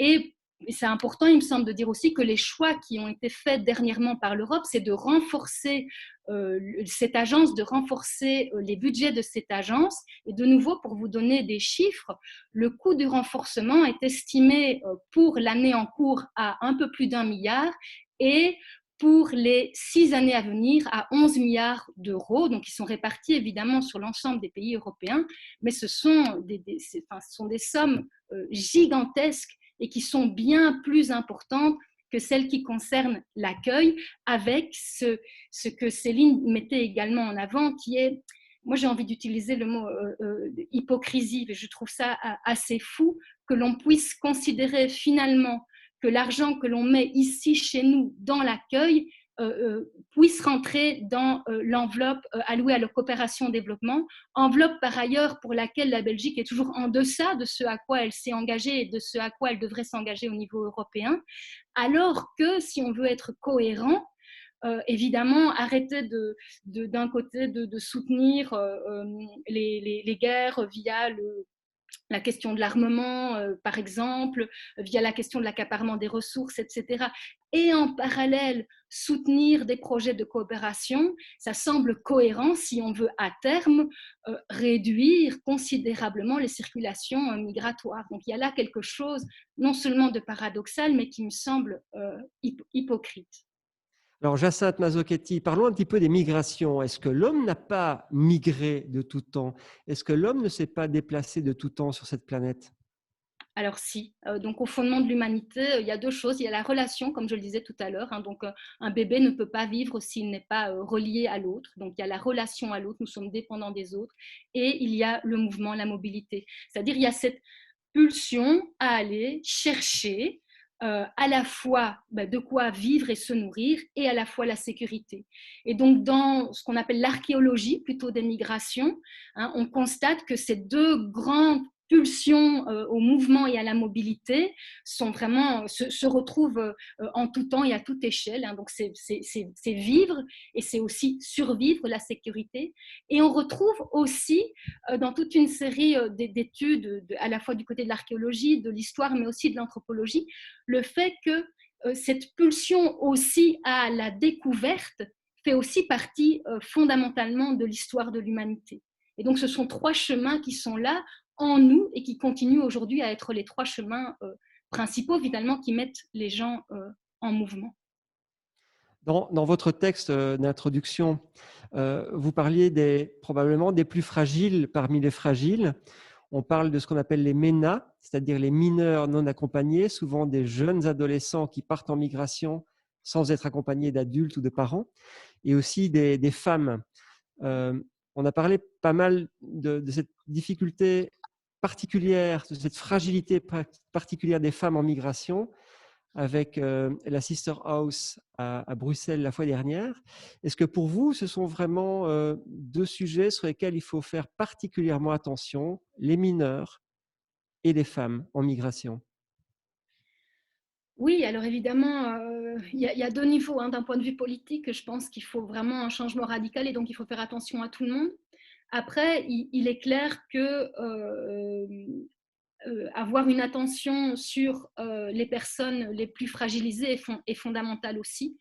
Non, et surtout prendre en compte en fait les spécificités que chaque personne rencontre sur sa trajectoire. Et donc si on regarde du côté de la question des femmes, eh bien on a une intrication évidemment de violence.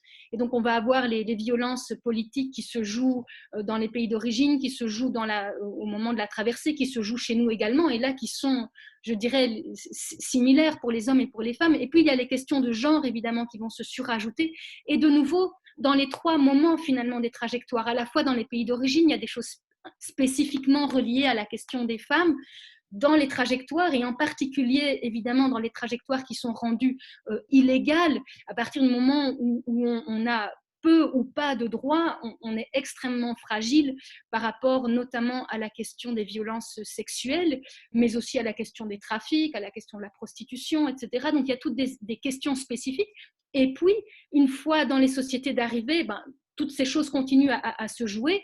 Et puis, la question genrée continue aussi à être une question dans nos sociétés où on n'en est pas encore dans une égalité de droits, où les violences spécifiques faites aux femmes ne sont pas uniquement du côté des migrants-migrantes. Et donc, le tout surajouté, eh bien, évidemment, ça amène à réfléchir, ou ça devrait amener à réfléchir aussi à des prises en charge, des accueils spécifiques du côté des femmes, mais aussi dans la reconnaissance de leur trajectoire et de leurs droits. Et c'est en quelque sorte similaire pour les mineurs qui sont à l'intersection à la fois de nouveau des politiques et des atteintes migratoires, mais aussi des politiques de protection et des droits de l'enfant. Ce qui, à la fois d'un côté, les rend parfois plus vulnérables, et d'un autre côté, nous oblige ou devrait nous obliger à les protéger davantage. Alors Jacinthe, dans vos cours, vous parlez notamment des relations au pouvoir, des modes de résistance.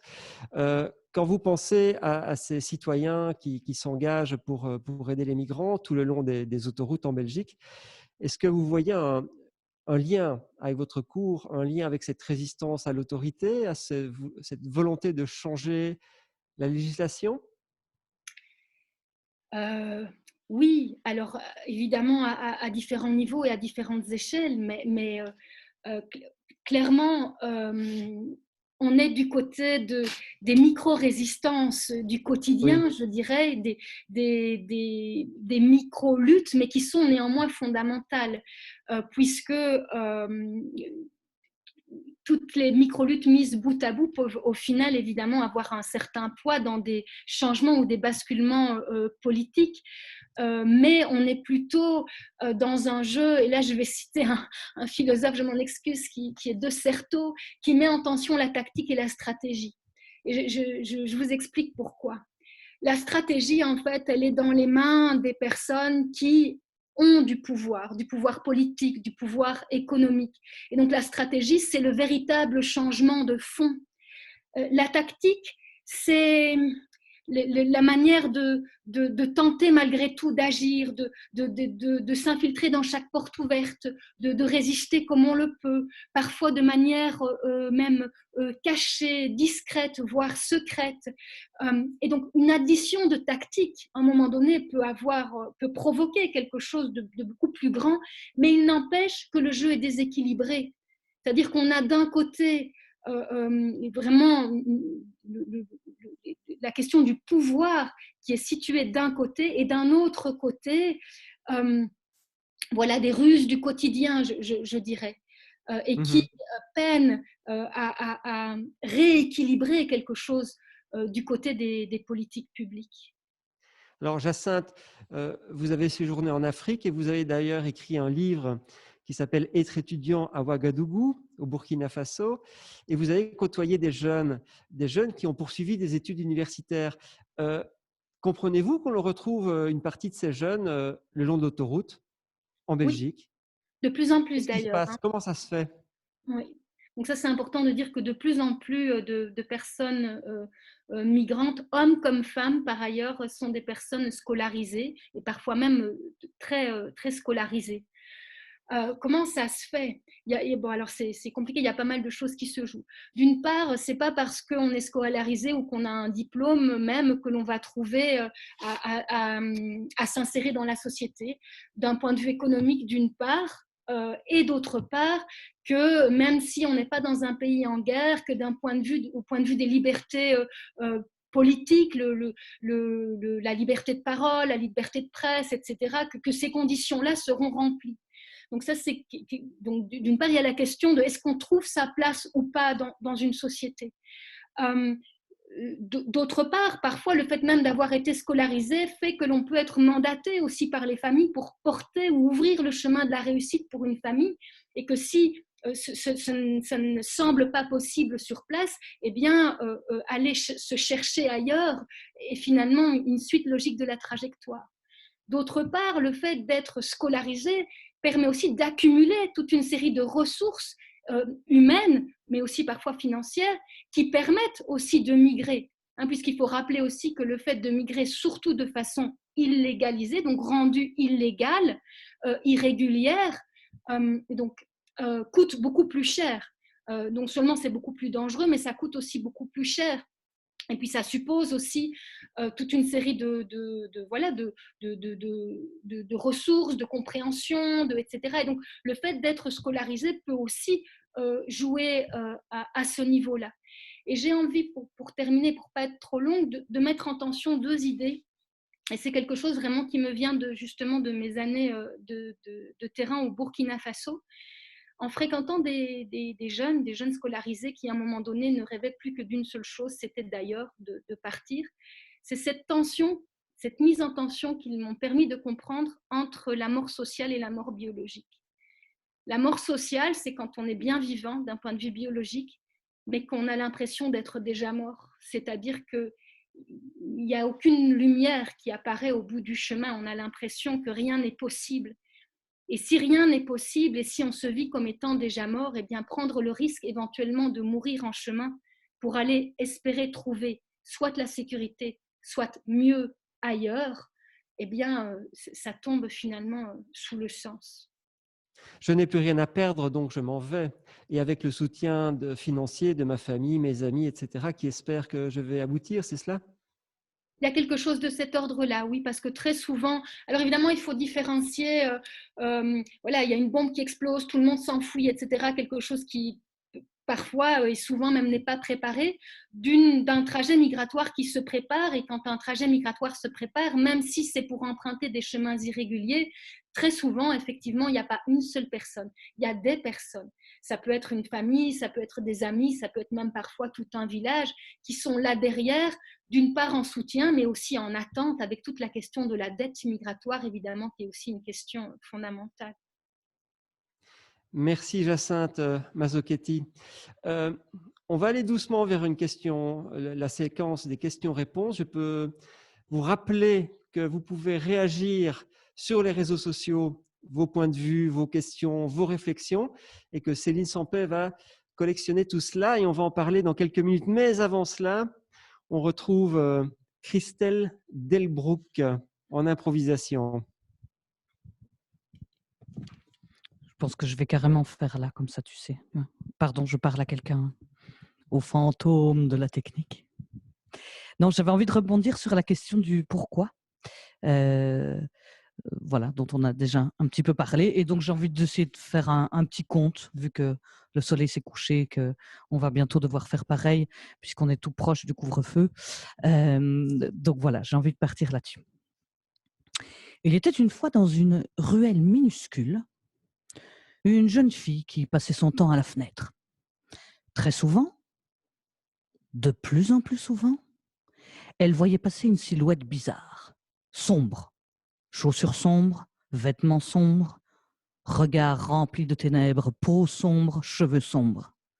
Et tous les soirs, systématiquement, à la même heure, cette personne, avec son petit sac à dos sur le dos, s'arrêtait juste devant chez elle et observait avec son regard noir de ténèbres, observait quelque chose juste au-dessus de la fenêtre où était campée notre héroïne. La pauvre jeune fille se disait « mais enfin, qu'est-ce que c'est ? C'est bizarre ». Et le matin, dès que le soleil se levait, elle sortait sur le pas de la porte, regardait au-dessus de sa vitre et ne voyait rien. Rien du tout. Rien du tout. Au fur et à mesure des soirées, elle a commencé tout doucement à paniquer. « Mon Dieu, mais qu'est-ce qui se passe ? Pourquoi est-ce qu'on regarde tout le temps ? Pourquoi est-ce que cet être sombre, avec un regard rempli de ténèbres, regarde toujours juste au-dessus de ma fenêtre ? Qu'est-ce qui se passe ? Est-ce que cette personne qui ne me ressemble pas, qui n'a pas la même couleur, qui n'a même pas l'air d'avoir un peu de joie de vivre comme moi je peux avoir, qu'est-ce que cette personne fait devant ma fenêtre tous les jours ? Un soir, n'y tenant plus, elle prend son courage à deux mains, sort, fonce vers la silhouette sombre et lui demande « Mais qu'est-ce que tu regardes ? Qu'est-ce que tu regardes ?» Et la pauvre personne, un peu apeurée, de se dire « Ben enfin, hein, quoi, c'est moi que tu regardes tous les soirs, juste au-dessus de ma tête, c'est moi que tu regardes !» Non. Non, parce que si tu regardes là, il y a rien par la fenêtre. Et de fait, lorsque la jeune fille se retourne, elle se rend compte que même s'il y avait quelqu'un dans la pièce, on ne la verrait pas à cette heure du jour.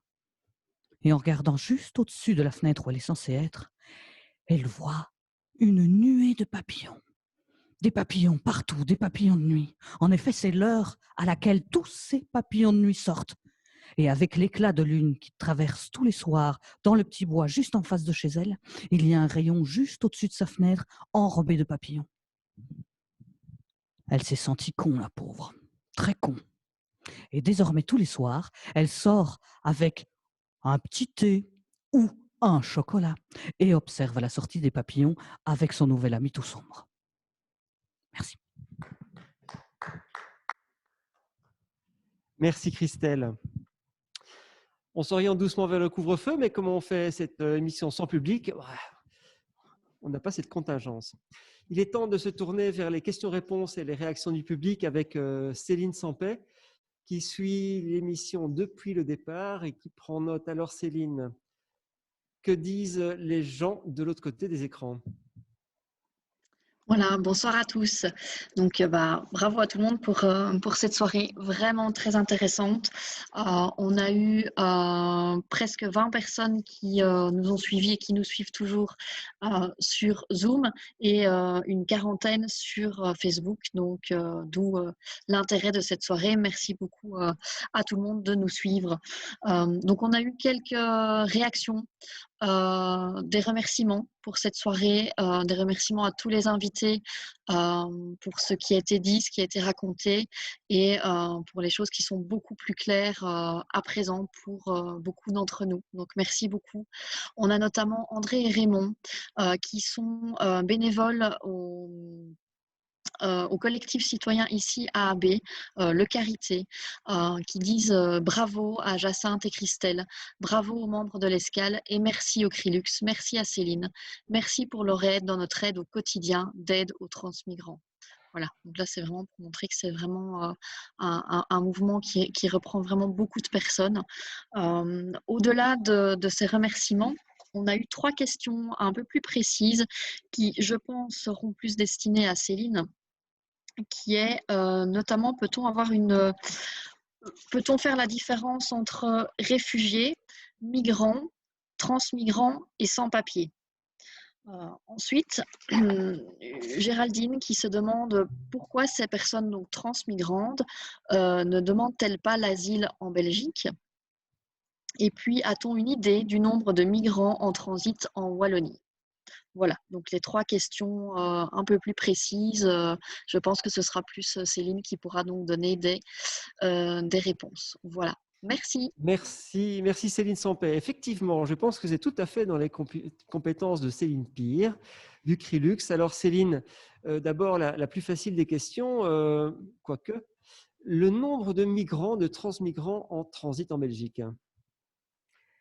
Alors, c'est un nombre qui fluctue, mais on a justement fait un petit diagnostic à ce propos dernièrement. Et ici, en tout cas au niveau de la région wallonne, on estime les migrants en transit entre 450 et 700. Alors, je dis que ça fluctue parce que, ils développent des stratégies qui sont… Enfin, c'est un public qui est très mouvant et leurs stratégies changent régulièrement. Donc, tantôt, ils vont tenter leur chance à hauteur de la E411 et puis 2 jours après, peut-être se rendre à Calais, d'où la fluctuation du nombre. Et en province de Luxembourg, pour donner des chiffres également, on est entre 60 et 140 pour les mêmes raisons. Pour répondre aux…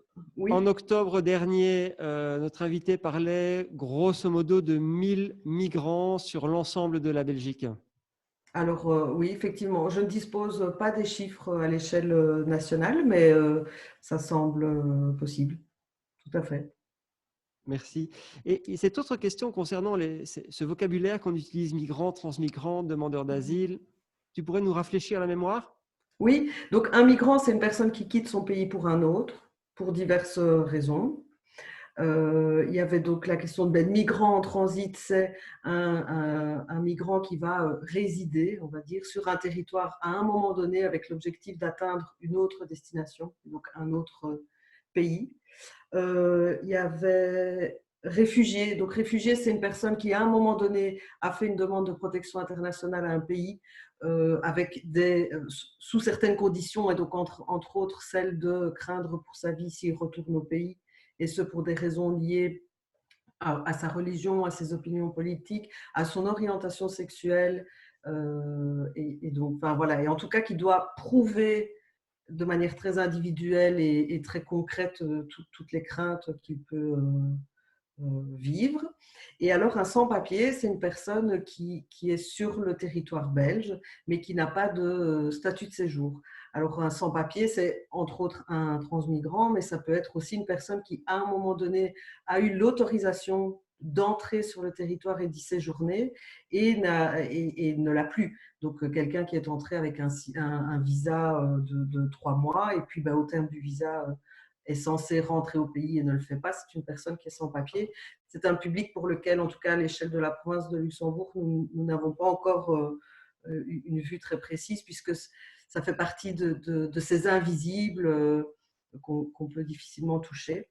Alors Céline, on se demande aussi pourquoi tous ces migrants ne demandent pas l'asile en Belgique et pourquoi est-ce qu'ils vont le faire en Angleterre ou ailleurs? Alors, en Angleterre, il existe de nouveau ce mythe que le règlement Dublin, dont je faisais référence tout à l'heure, n'est pas appliqué. Alors, c'est la raison pour laquelle ils ne font pas de demande en Belgique, parce qu'ils craignent qu'une fois qu'ils sortent de l'ombre, que leurs empreintes matchent avec les empreintes qui auraient été éventuellement données en Italie. Et donc, à ce moment-là, il y aurait un renvoi vers l'Italie pour analyser la demande de protection internationale. Il y a aussi le fait qu'à un moment donné, ils sont dans des conditions de survie et d'urgence qui les dépassent tellement que se poser et faire le choix d'introduire cette démarche est difficile. Ça peut parfois prendre du temps et parfois des années d'errance aussi avant de se dire « Ok, je tente le coup ». Merci bien Céline Pire pour toutes ces informations. Alors, retournons un peu sur le terrain. J'espère que Alain Renson et Dominique Dessy sont toujours dans leur salon, parce que j'ai plusieurs questions pour eux, notamment questions de Euriel, de Dominique, d'Antoinette, qui demandent « Mais comment puis-je aider, moi qui habite dans la région ici, comment est-ce que je peux donner un coup de main ?» C'est une bonne question qu'on nous pose très régulièrement, tant en termes de matériel que d'un coup de main effectif, physique. Il se fait qu'on a des besoins ponctuels et donc parfois on aura expressément besoin de chaussures ou de bonnets ou de gants ou ce genre de choses parce qu'on est en manque à un moment donné.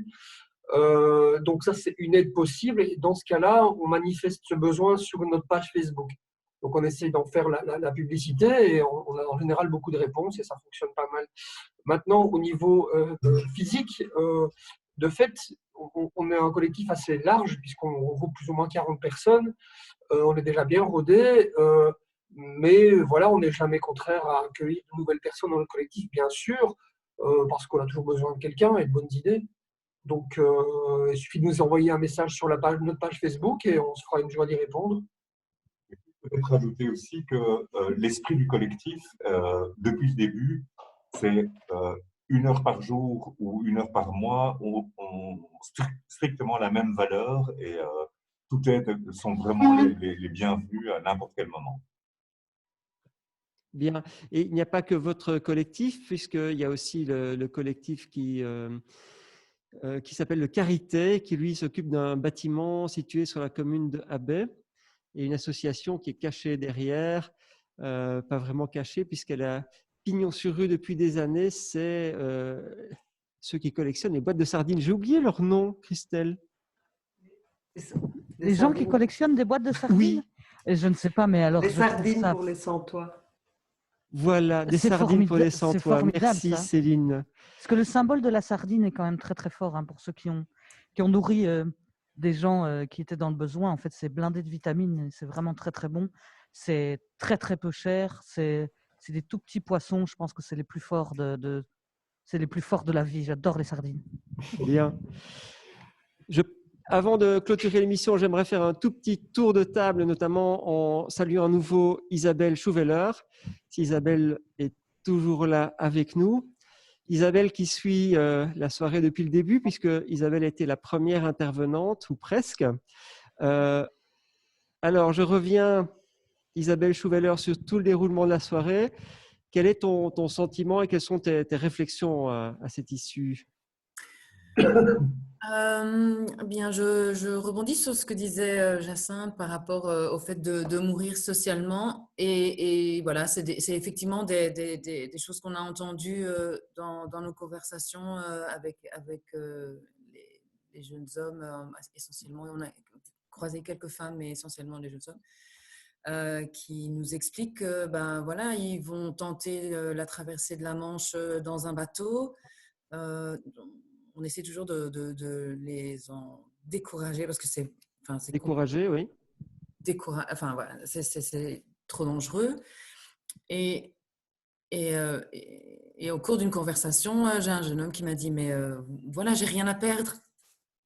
Il ne sait pas nager, il va embarquer sur une espèce de bateau gonflable comme ça sur la mer et ça n'a juste aucun, voilà, il n'a rien à perdre. Il n'a à perdre que la vie, et la vie qu'il a n'en vaut pas la peine. Même ça, enfin, enfin, voilà, c'est très touchant et fort d'entendre ce genre de paroles, surtout d'une personne qui a déjà tout ce parcours derrière elle d'errance, de difficultés, de froid, de faim, etc. Et voilà. Enfin, je sais que voilà. Voilà. Les mots de Jacinthe. C'est ce qu'on appelle commencer à être submergé par ses émotions, ce que je comprends voilà. très bien. Un petit mot peut-être de Jacinthe Mazzochetti qui nous emmenait un peu plus loin dans la compréhension globale des migrations et des tenants et de ses aboutissants et de ce qui se passe au cœur des gens. Jacinthe, ton mot de conclusion? Oui, moi je voudrais peut-être insister sur pourquoi les gens partent. Des milliers de raisons, bien sûr individuelles, mais aussi rappeler que nous, la Belgique, l'Europe, l'Occident, le mot que vous voulez mettre, on fait clairement partie des causes de départ dans le sens de toutes les inégalités économiques, dans le sens de tous les jeux politiques desquels nous participons grandement, aussi des dégradations écologiques qui sont une des causes montantes évidemment de mobilité et de migration, et donc de ne pas oublier aussi que derrière toutes ces histoires, il y a des enjeux desquels nous ne sommes pas innocent en quelque sorte. Merci bien, Jacinthe, et merci à tous nos invités, Isabelle Chouveller, Alain Renson et Dominique Dessy. Merci à Céline Pire du Crilux pour ses explications sur la réalité migratoire aujourd'hui. Merci aussi à Jacinthe, bien sûr, Jacinthe Mazzochetti, pour sa mise en perspective et son texte « Les petites gens » de la Gare du Nord qui a suscité pas mal de réactions dans le chat. Merci aux bénévoles qui ont rendu cette soirée possible. Yves David et François Bouéry à la régie technique, aux bénévoles des collectifs citoyens de l'Église, Abbé, Étal et Neufchâteau, à Corinne Legros à la régie technique également pour le CNCD 11-11-11, à mes collègues du Centre culturel de Abbé et plus particulièrement à Niki Van Durm, un petit clin d'œil à ce spaghetti, enfin Capellini pour être précis, à Céline Sampay qui a coordonné cette soirée et les 3 soirées sur les migrants, à Radio Sud qui retransmet la soirée en direct sur le net et en GOM, en FM. Une soirée que vous pouvez revoir sur la page Facebook du Centre culturel de Abbé. La prochaine et dernière soirée aura lieu le jeudi 10 décembre à Neufchâteau, autour de Djibril Camara, qui est un ancien réfugié qui nous mettra un petit peu face aux réalités de l'intégration dans une société belge, avec comme invité notamment Alexandra Gardeur, qui est avocate et spécialisée dans les droits des migrations et qui fait partie du collectif de Neufchâteau-l'Église. Et puis bien sûr, merci à Christelle Delbrouck. Le dernier mot, c'est pour toi. Oui, je voulais juste dire, quand on parlait des communes hospitalières, etc., et quand on parlait de la lenteur politique, il faut savoir que les gens, les citoyens, quand ils se bougent 10 000 fois plus vite que le pouvoir politique. Et de fait, on n'est pas nombreux, on a besoin de soutien derrière. Mais franchement, il ne faut pas hésiter à un moment donné, petit geste, plus petit geste, plus petit geste, fait que les choses bougent. Alors parfois, ça ne bouge pas assez vite, mais parfois, ça bouge quand même pas mal si c'est bien relayé. Voilà. Merci. Merci, on se retrouve le 10 décembre. Bonne soirée, au revoir. Oui.